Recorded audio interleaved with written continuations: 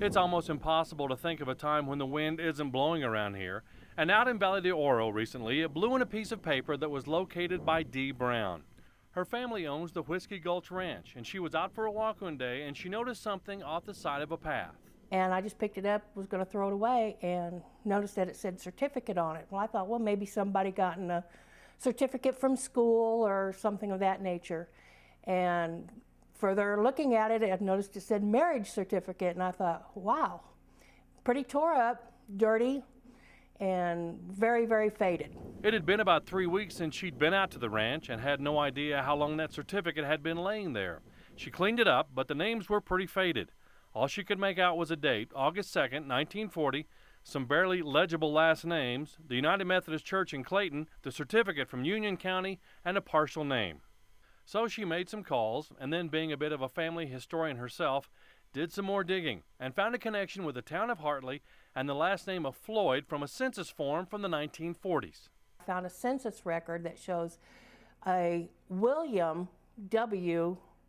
Floyd that lived in the same area. He was 24 years old, a farm laborer, and he lived pretty much really close to this woman whose name is Merle I. Hawes, H-A-W-E-S, Floyd now.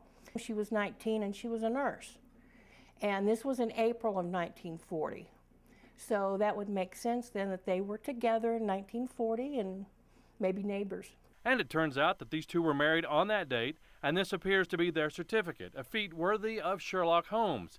But now Dee wants to try to find someone from the family to return it back to them and hopefully find out more about them and how their wedding certificate came to rest on her ranch in Valle de Oro. That was my whole goal here, was to see if we could get this out to find some member of the family that would be interested in this certificate, because I'm old-fashioned. It means a lot to me. And to have something like that of my family, I would love it. So this mystery is all but solved, short of the one remaining clue that might reunite this faded, wind-blown 73-year-old marriage certificate and the family to which it belongs. Dee's hopeful that someone will recognize the names and it can go back to its rightful place. That would be great. I would love it. In the Panhandle spirit, Steve Myers, Pro News 7.